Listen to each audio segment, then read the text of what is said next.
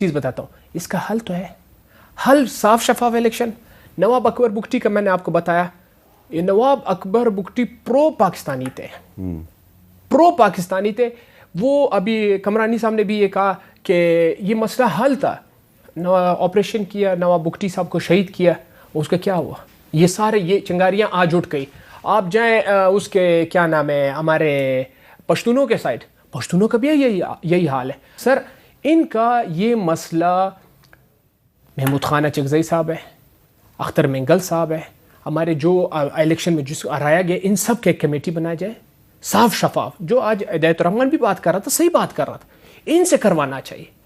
ठीक है, बहुत बहुत शुक्रिया आदिल बाज़ई साहब और बिलाल अज़हर कियानी साहब।